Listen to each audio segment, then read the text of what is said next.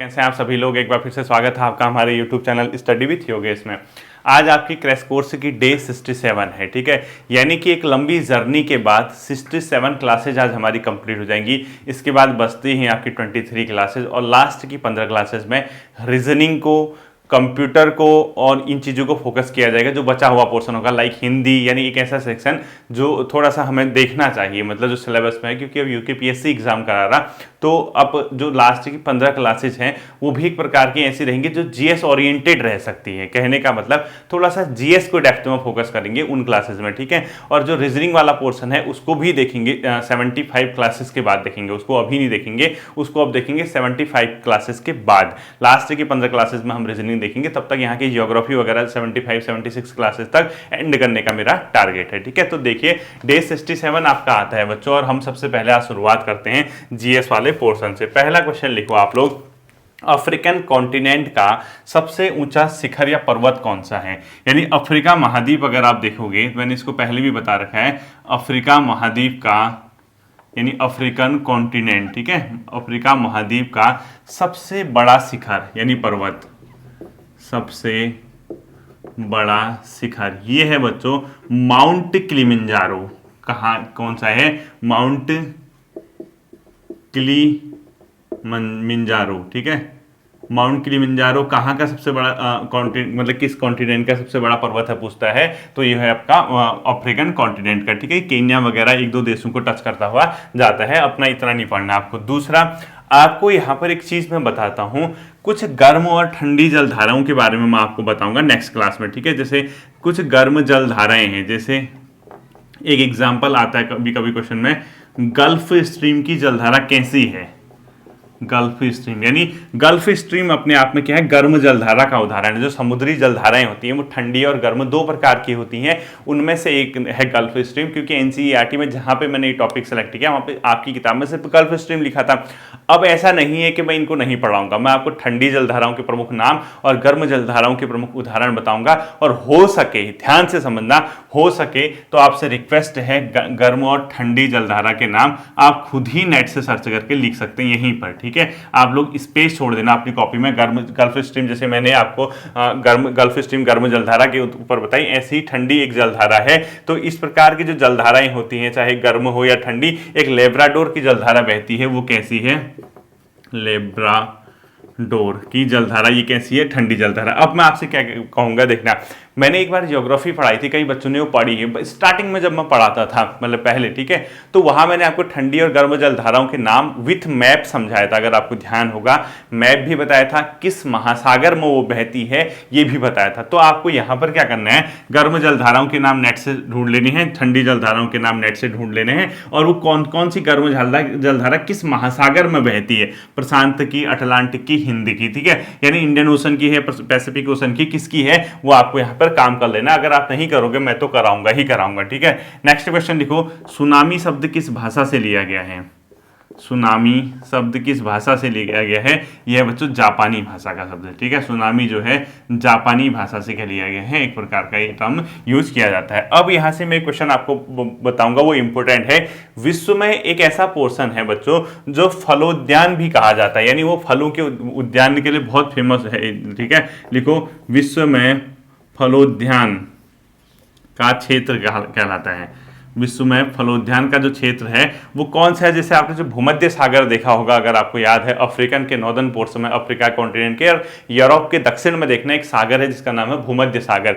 उस भूमध्य सागर की वजह से उस इलाके में, या वो जो पोर्शन है, उसी के नाम पे एक जलवायु का नाम पड़ा, उसका नाम है भूमध्य सागरीय जलवायु। उसका ये मतलब है जैसी कंडीशन भूमध्य सागर के क्षेत्र में होती है उसी प्रकार की जलवायु कंडीशन, या टेम्परेचर को हो, बरसात की मात्रा को, वर्षा की, या ह्यूमिडिटी को हो, या जो हीट है, गर्मी है, जो भी है, वैसी ही कंडीशन है जो पाई जाती हैं जिन जिन इलाकों में भूमध्य सागर की तरह, उस क्षेत्र को बोला जाता है भूमध्य सागरीय जलवायु। और वैसी जलवायु जहां भी पाई जाती है वो फलों के उत्पादन के लिए बहुत फेमस है। कभी आप यूरोप के दक्षिणी भाग में जाओगे, लाइक फ्रांस है या स्पेन है, इटली है, जो दक्षिणी पोर्शन है, पुर्तगाल है, इन बहुत भाग, इन जो सारे के सारे भागों में फलों के लिए प्रसिद्ध है, क्योंकि यहाँ पर जो जलवायु पाई जाती है वो भूमध्य सागरीय जलवायु पाई जाती है। तो ये फलोद्यान का जो क्षेत्र है वो किसको कहा जाता है? भूमध्य सागरीय वनों को कहा जाता है, ठीक है। लिखो, भूमध्य सागरी वन, यानी ऐसे वन जो भूमध्य सागरीय जलवायु को रखते हैं वो फलोद्यान का क्षेत्र भी कहलाता है। ठीक है,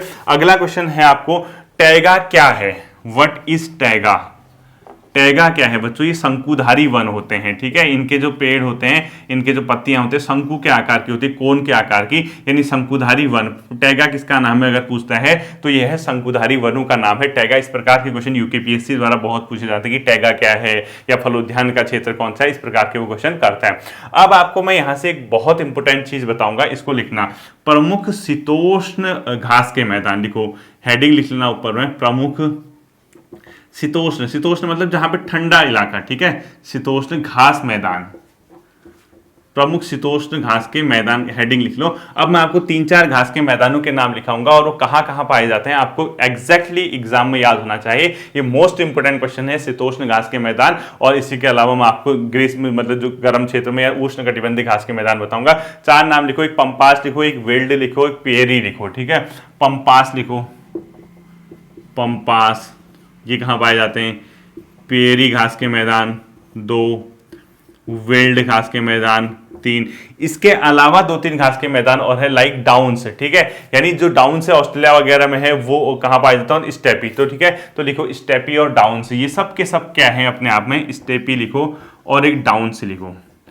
पहली चीज आप ये ध्यान रखना कि ये आखिर है क्या।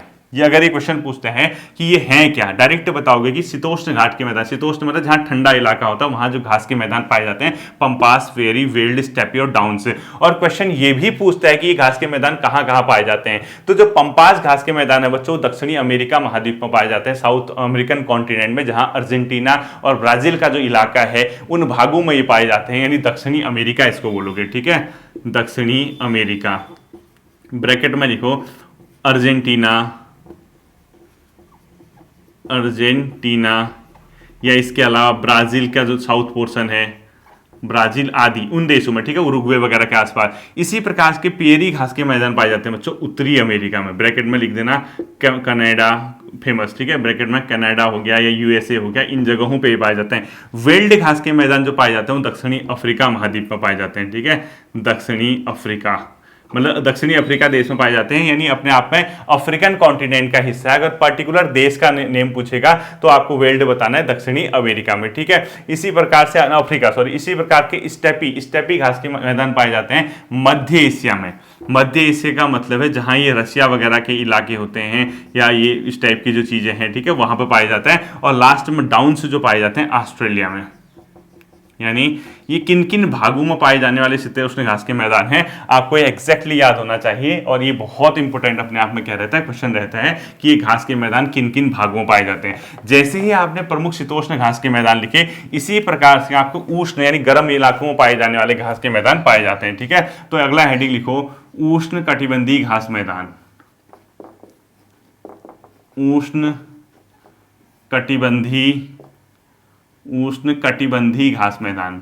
ठीक है, कटिबंधीय घास के मैदान ये किन किन भागों में पाए जाते हैं ये भी आपको पता होना चाहिए, यूकेपीएससी ऐसे ही क्वेश्चन उठाता है। तो पहले घास के नाम लिख लो आप, एक तो लिखो सवाना, सवाना क्या है? उष्ण कटिबंधीय घास का मैदान। दूसरा कंपोस, कंपोस क्या है? उष्ण कटिबंधीय घास का मैदान। इसी प्रकार से तीसरा लिख लो लानोस, कि ये भी क्या है? लानोस, ये भी क्या है? घास के मैदान है। देखो कंपोस्ट जो पाया जाता है बच्चों पूर्वी अफ्रीका में, यानी अफ्रीकन कॉन्टिनेंट में ही, जो जहां पर ये भूमध्य रेखा जाती है ना, आपने देखा होगा 0 डिग्री, इन क्षेत्रों में यानी ईस्टर्न अफ्रीका के क्षेत्रों में जो पाया जाता है वो सवाना घास के मैदान पाए जाते हैं। इसी प्रकार से जो कंपोस्ट है वो ब्राजील के आसपास पाया जाता है। ठीक है, ब्राजील के आसपास पाया जाता है। और ये जो मैंने पंपास लिखा ये दक्षिणी ब्राजील होगा, या तो बेसिकली अर्जेंटीना वगैरह के क्षेत्रों में पाए जाते हैं। ठीक है, दक्षिणी अमेरिका कॉन्टिनेंट का जो साउथ वाला पोर्शन है, यानी पराग्वे वगैरह, उरुग्वे वगैरह, कुछ इस टाइप का चेक कर लेना कहाँ पे है। इसी तरीके से एक लानोस घास के मैदान होते हैं जो वेनेजुएला में पाए जाते हैं।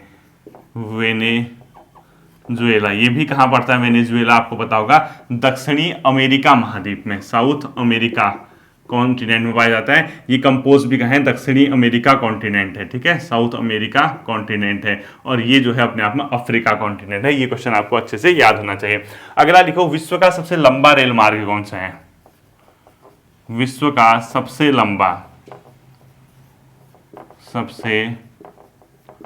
लंबा रेल मार्ग, यानी पूरे वर्ल्ड में जो सबसे लंबा रेल मार्ग है वो है बच्चों ट्रांस साइबेरियन रेल मार्ग। कौन सा है? ट्रांस साइबेरियन रेल मार्ग। ट्रांस साइबेरियन रेल मार्ग विश्व का सबसे क्या है अपने आप में लंबा रेल मार्ग का एग्जाम्पल है। ठीक है, नेक्स्ट क्वेश्चन लिखना है आपको, आर्किड एवं ब्रोमीलाइड जैसे परजीवी पौधे मुख्यतः किस प्रकार के वन क्षेत्रों में पाए जाते हैं? इसको लिखो, ये एनसीईआरटी में है तब मैं करा रहा, वरना इतने टफ क्वेश्चन नहीं कराता। ठीक है, आर्किड प्लस ब्रोमीलाइड, आर्किड प्लस ब्रोमीलाइड जैसे परजीवी पौधे किन क्षेत्रों में पाए जाते हैं? वर्षा वन में पाए जाते हैं। ठीक है, पौधे कहाँ पाए जाते हैं? ऐसे वन जहाँ वर्षा वन होते हैं। ठीक है, वर्षा वन मतलब एक प्रकार के सदाबहार वन, एक प्रकार से आप लोग इसको कह सकते हैं। ठीक है, वर्षा वन में ये पाए जाते हैं। अगला क्वेश्चन लिखो आप लोग, कोलकाता किस नदी के किनारे अवस्थित है? हुगली नदी। कोलकाता किस नदी के किनारे अवस्थित है?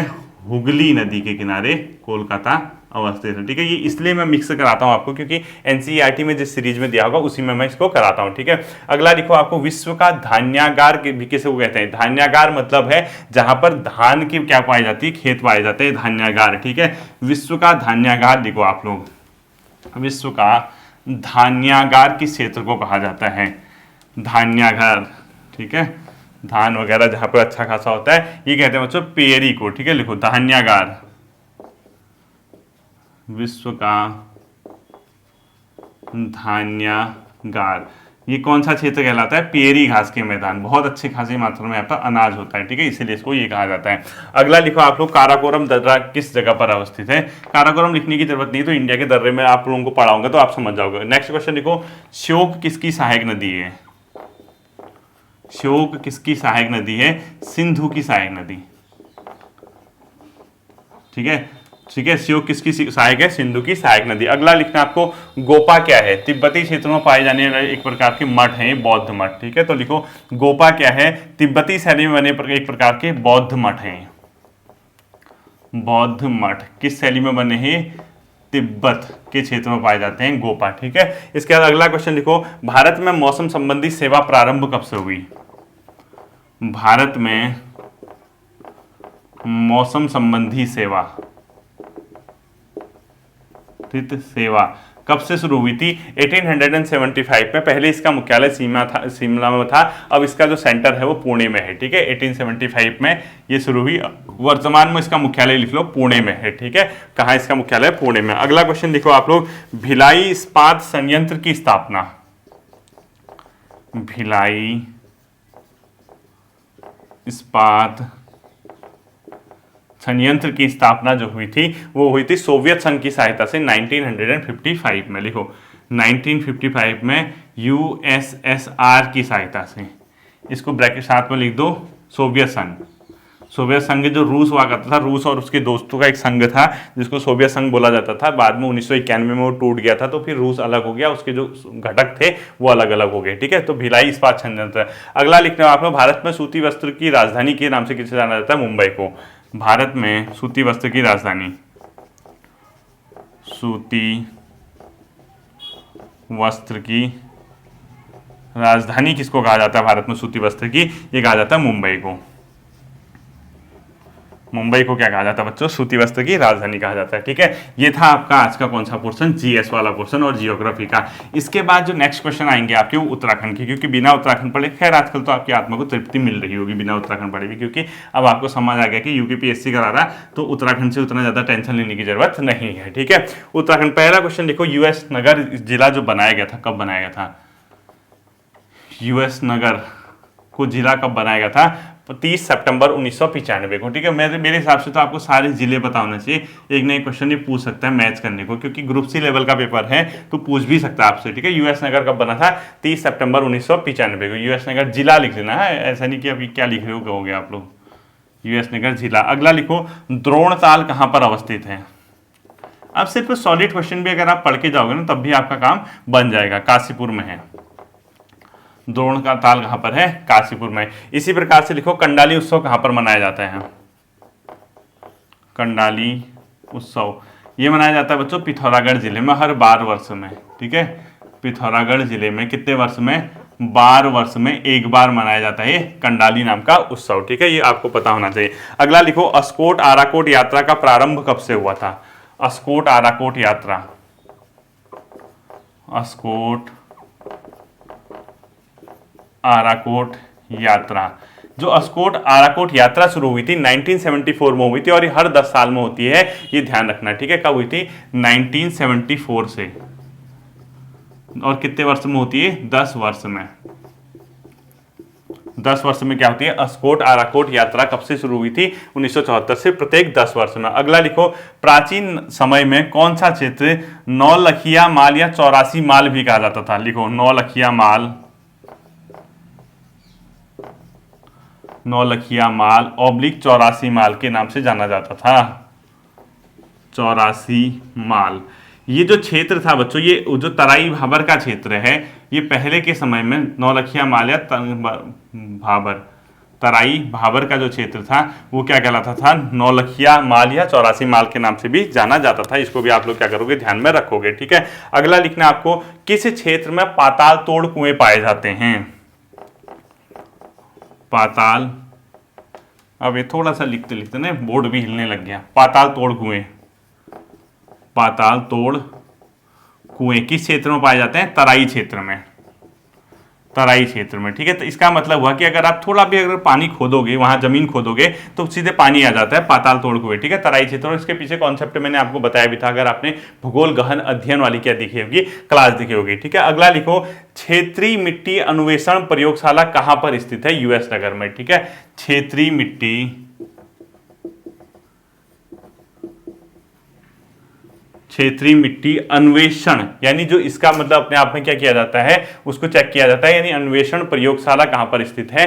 यूएस नगर में। ठीक है, लिखो, क्षेत्रीय मिट्टी अन्वेषण प्रयोगशाला, ये कहां पर है? उधम सिंह नगर जिले में, यूएस नगर जिले में क्षेत्रीय मिट्टी अन्वेषण प्रयोगशाला स्थित है। ठीक है, अगला लिखो, देश के पहले कृषि विश्वविद्यालय पंतनगर की स्थापना लिखो। ठीक है, देश के पहले विश्वविद्यालय पंतनगर कृषि विश्वविद्यालय की स्थापना, पंतनगर कृषि विश्वविद्यालय की स्थापना,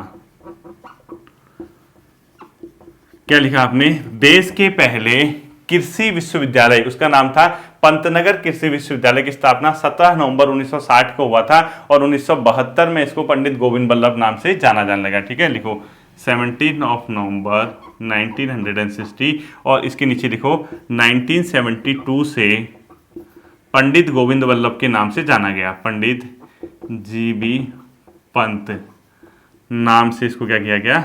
जाना गया। ये ध्यान रखना। ठीक है, तो पंतनगर कृषि विश्वविद्यालय की स्थापना कब हुई थी? 17 नवंबर 1960 में। 1972 से इसको पंडित गोविंद बल्लभ पंत जी के नाम से जाना गया। अगला लिखना आपको, पार्वती ताल और परिताल किस जिले में स्थित है? पिथौरागढ़ में। लिखो, पार्वती ताल प्लस परिताल, ताल प्लस परिताल, ये किस जिले में स्थित है? पिथौरागढ़ जिले में अवस्थित है, पार्वती ताल व परिताल। अगला लिखना आपको, गरुड़ प्रपात कहां पर है? बेरीनाग में, ये भी पिथौरागढ़ जिले में। ठीक है, गरुड़ प्रपात लिखो बेरीनाग में, और ये बेरीनाग कहां पड़ता है? ब्रैकेट में लिखो, पिथौरागढ़ जिले में गरुड़ प्रपात अवस्थित है। अगला लिखना आपको, केंद्रीय औषधि एवं सुगंधित पौध संस्थान, केंद्रीय औषधि एवं सुगंधित पौध संस्थान कहां पर अवस्थित है?